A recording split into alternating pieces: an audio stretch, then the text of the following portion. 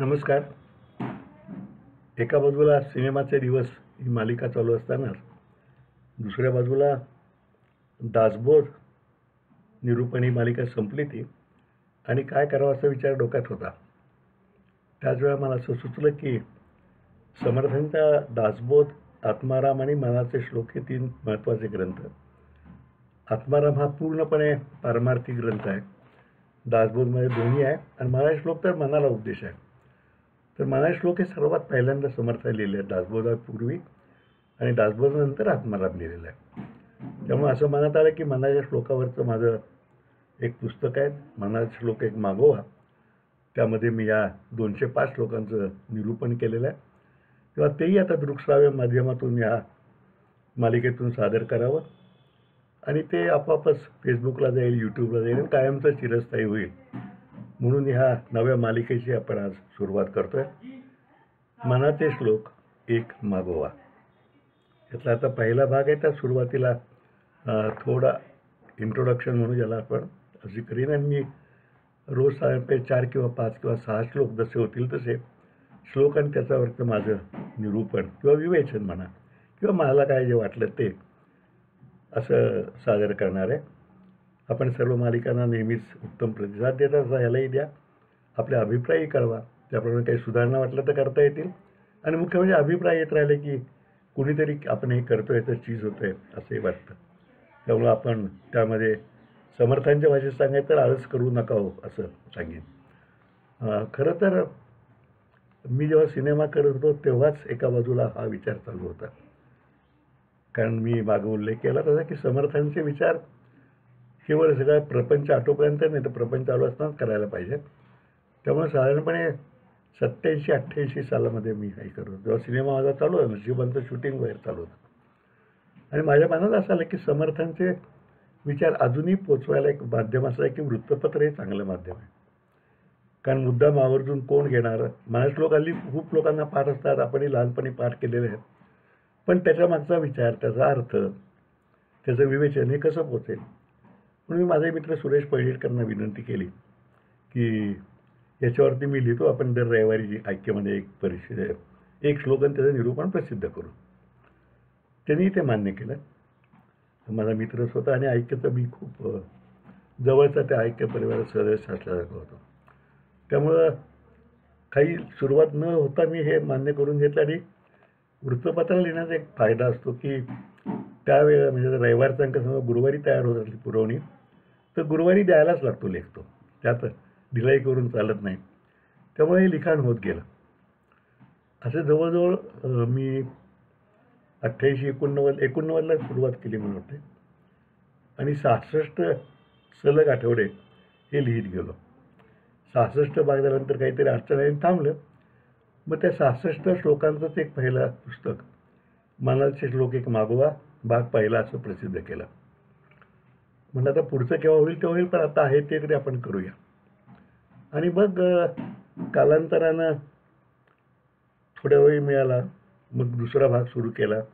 त्यामध्ये 67 ते 131 हे श्लोक घेतले. त्याचा दुसरा भाग 91 साली प्रसिद्ध करता आला. आणि मग नंतर मात्र जरा गाडी थांबल्यासारखी झाली. इतर कामं, इन्कम टॅक्स ॲक्टात वगैरे झालो आणि थांबलं. पण नंतर काय झालं की सातारा आकाशवाणी केंद्र नुकतंच सुरू झालं आणि तिथं सतीश साने आणि सुभाष तपासे हे दोन्ही उत्साही केंद्र संचालक आणि त्याचे सहाय्यक असे होते. तर ते म्हणले की आपण ह्याचं तुम्ही जे 2 लिहिलं 131 पर्यंत ते आपण सकाळच्या चिंतन सादर करू. तर मी म्हणलं हे अर्धवट आहे, अजून पुढं 205 श्लोकापर्यंत जायला पाहिजे. ते ठीक आहे म्हणजे आपण सुरुवात करूया, तोपर्यंत तुम्ही लिहा. त्यामुळं ते लिहायला सुरुवात झाली आणि त्यामुळं हा तिसरा भागसुद्धा पूर्ण झाला.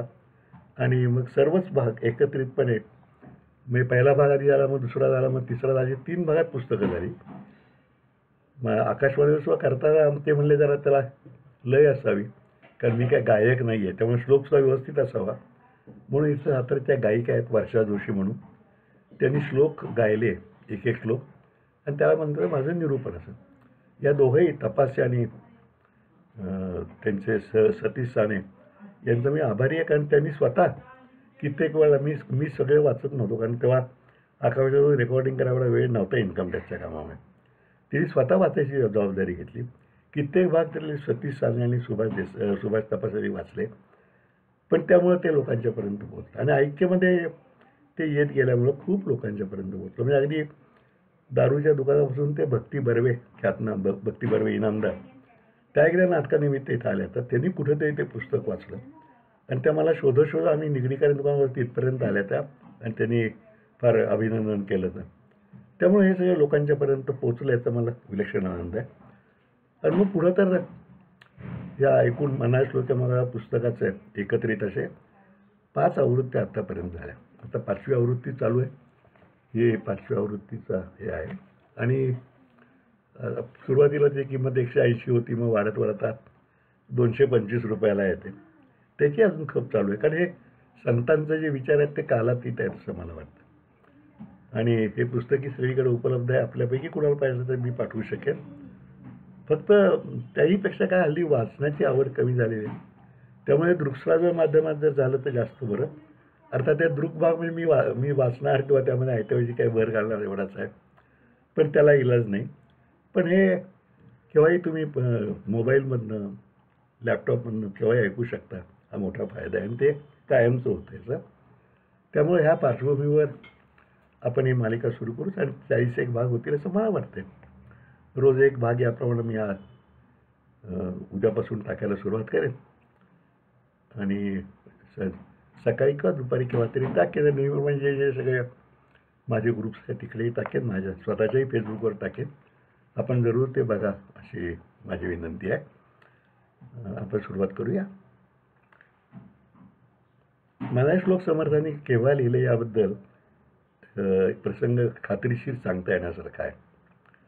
चाफळला समर्थ पहिल्यांदा आले. महाराष्ट्रात चाफळला त्यांनी पहिला मठ स्थापन केला साधारणपणे 1940-42च्या सुमारास. आणि प्रत्येक दासबोधाची मालिका करताना दासबोध निरूपण मी हा उल्लेख केला, त्यातला काही श्लोकांचं निरूपण तेव्हा सांगितलं. तर तिथं दरवर्षी रामनवमीचा उत्सव समर्थांनी सुरू केला आणि दरवर्षी लोकांच्याकडनं भिक्षा गोळा करून उत्सव चांगला होत असे. पुढे छत्रपती शिवाजी महाराजांनी तिथल्या अंमलदाराला सांगितलं आणि उत्सवाला मदत द्यायची सुरुवात झाली. एके वर्षी मदत वेळेवर आली नाही. म्हणजे छत्रपतींच्या काळात सुद्धा खालचे अंमलदार काही आजच्यासारखं असेल कदाचित. मग आले नाहीत म्हणल्यानंतर शिष्य म्हणले आता काय करायचं, परत द्यायला पाहिजे. समर्थ म्हणले तसं नको. म्हणजे कारण शिष्यांची निष्ठा ही आपण भिक्षा मागून हा उत्सव करायची कमी व्हायला लागली असं समर्थांना वाटलं. आणि मग त्यांनी असं ठरवलं की मी श्लोक लिहीन आणि तुम्ही तो एक श्लोक लिहायचा, लोकांच्या पुढं जायचं आणि तो म्हणायचा. समर्थांनी त्यांना सांगितलं तुम्ही शिष्यानं काळजी करून मी हे असं करीन. आणि समर्थांनी रात्री आपला शिष्य कल्याण याला बोलवलं आणि एका बैठकीत हे 205 मनाचे श्लोक लिहून काढले. समर्थ निवेदन करत होते आणि कल्याण स्वामी लिहून होते. शेवटचा श्लोक संपला तेव्हा जवळजवळ पहाट झाली होती. ती पहाट जणू मनोबोधाचीच होती. समर्थांनी सर्व शिष्यांना एकत्र करून त्याला प्रति करायला लावलं, नकलून घ्यायला लावलं आणि पंचक्रोशीत जायचं. प्रत्येक घरासमोर एक श्लोक घालायचा, म्हणायचा, देतील ती भिक्षा घ्यायची आणि पुढे जायचं. असं केला. योग्य असं बरोबर लोकांनी प्रतिसाद दिला. पुरेसं धान्य गोळा झालं. उत्सव अगदी दृष्ट लागेल झाला. आणि त्यामुळं मनोबोध किंवा मनाचे श्लोक हे या पारंपरिक आपल्याकडे जरूर आहेत. जिभेला वळण लागायला, विचारांना वळण लागायला ते उपयोगी आहे. आता आपल्या असा प्रश्न साहजिक पडतो की मनाला का उपदेश केला आहे. समर्थ अद्वैत तत्त्वाचे उपासक होते. तत्वमसी अशी त्यांची धारणा होती. परमात्म्याचे विश्वमनच प्रत्येक मानवमाता शरीरात अंशरूपाने मन म्हणून बसते, परंतु हे मन शरीराच्या आत असल्यामुळे सामान्यपणे ते विकारांच्या तावडीत सापडते.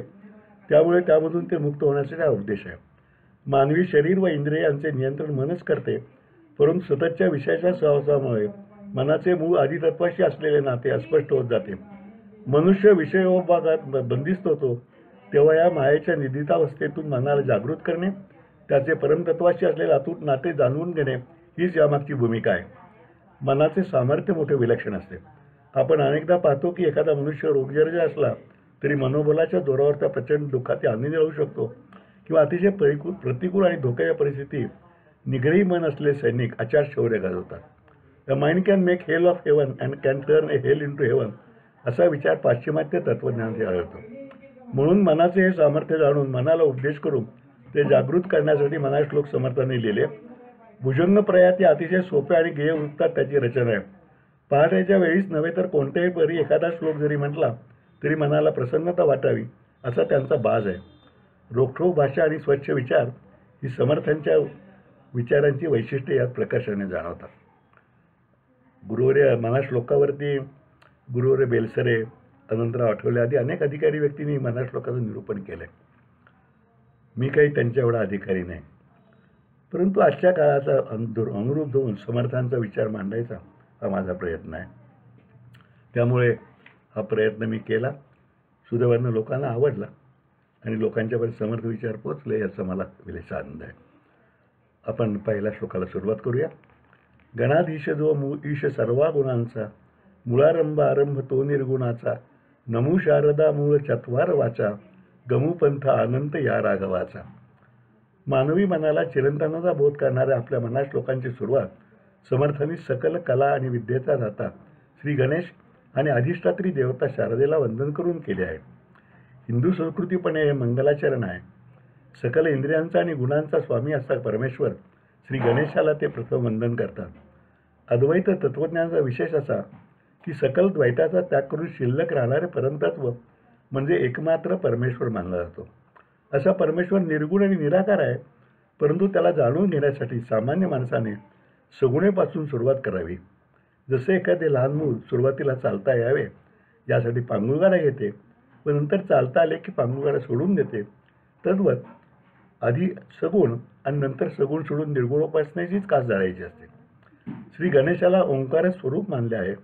ओंकार म्हणजे साक्षात परमतत्वाचा ध्वनी होय। म्हणून श्री गणेशाची उपासना म्हणजे निर्गुण आणि निराकार अशा परमेश्वराकडे जाण्याच्या अध्ययनाची सुरुवातच आहे। परा, पश्यंती, मध्यम आणि वैखरी या चार वाणी म्हणजे सामर्थ्याचे म्हणजे शक्तीचे प्रतीक आहे। विद्या आणि सामर्थ्य ही दोन्ही परमार्थ मार्ग करण्यासाठी आवश्यक आहेत।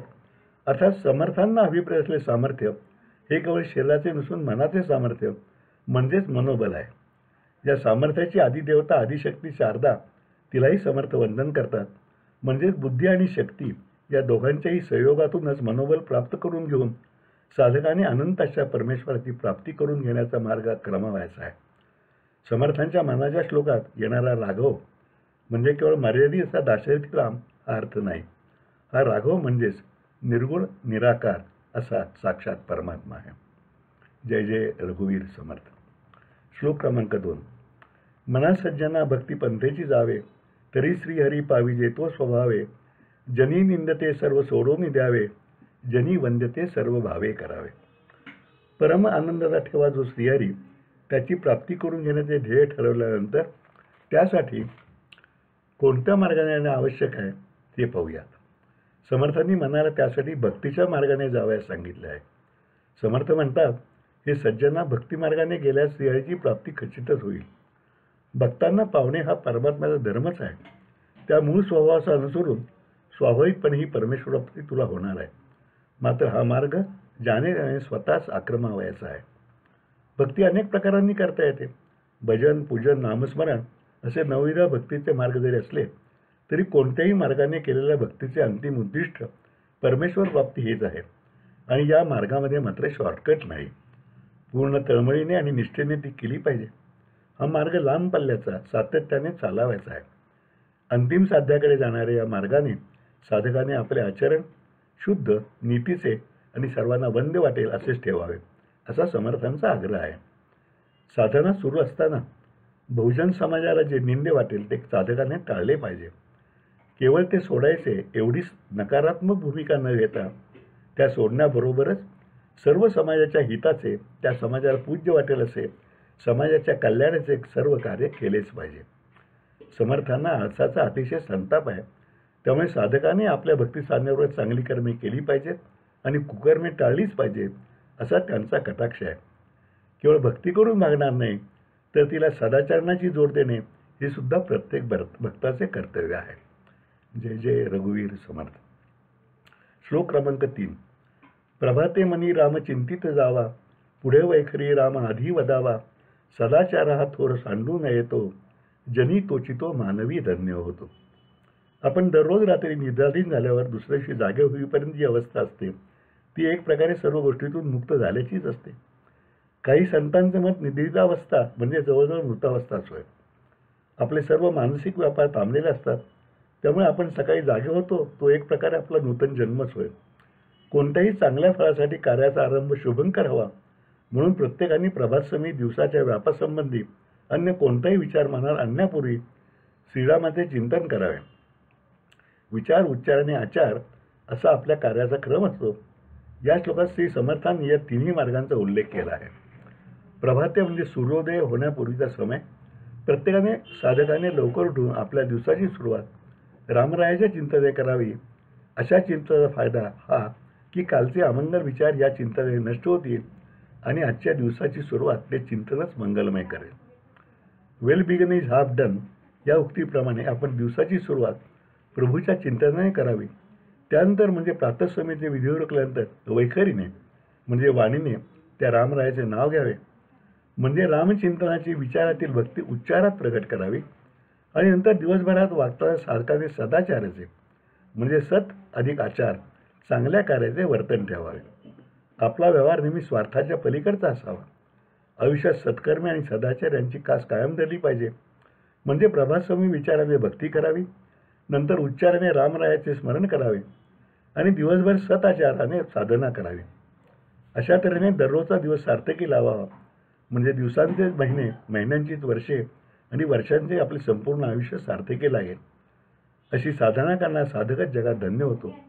परमेश्वराचे चिंतन, नामस्मरण आणि त्याला जनकल्याणाच्या कार्याची जोड असा हा आयुष्य सफल करण्याचा 3 पदरी मार्ग समर्थांनी सांगितला आहे. जय जय रघुवीर समर्थ. मनाच्या श्लोकाबद्दल बोलताना मला सहजच मन कसं आहे याबद्दल माझा मित्र सुधीर मोघे याच्या कवितेत 4 ओळी आठवत आहेत, त्या सांगतो. आजचा भाग पूर्ण करतो. सुधीर असं म्हणतो, आता काही सुधीर म्हणायला पाहिजे. मन मनास उमगत नाही, आधार कुठे शोधावा, स्वप्नातील पदर धुक्याचा हातास कसा लागावा. मन काळोखाची गुंफा, मन तेजाचे राऊळ, मन सैतानाचा हात, मन देवाचे पाऊल, मन मनास उमगत नाही. नमस्कार.